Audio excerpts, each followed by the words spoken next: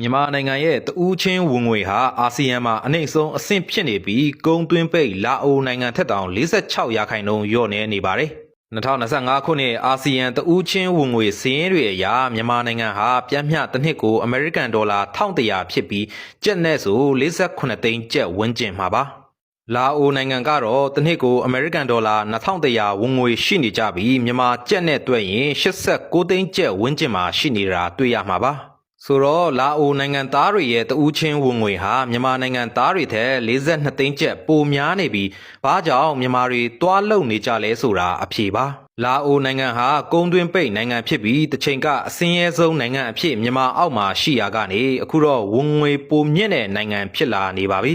ပြီးခဲ့တဲ့2016-20ဘဏ္ဍာရေးနှစ်တွေမှာမြန်မာကုန်သိက္ခာဟာအမြင့်ဆုံးအခြေအနေမှာရှိခဲ့ပြီးလူငယ်တွေအားလုံးမှာကောင်းမွန်တဲ့အနာဂတ်တွေအိမ်မက်တွေရှိခဲ့ကြတာပါဒါပေမဲ့စစ်အုပ်စုဟာ9နှစ်အတွင်းဖျက်ဆီးပစ်ခဲ့ပြီးတော့နောက်ထပ်9နှစ်မှာလည်းအဆိုးရွားဆုံးအခြေအနေဖြစ်ဖို့တွန်းပို့က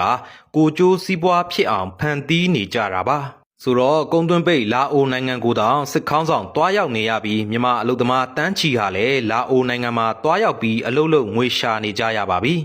ထိုင်းနိုင်ငံရဲ့တဦးချင်းဝင်ငွေဟာဒေါ်လာ9900ဖြစ်ပြီးမြန်မာတွေကတော့ဒေါ်လာ9500အထိရရှိကြတာမို့လူငယ်တန်းချီဟာရွှေ့ပြောင်းလုပ်သားတွေဖြစ်လာကြပါတယ်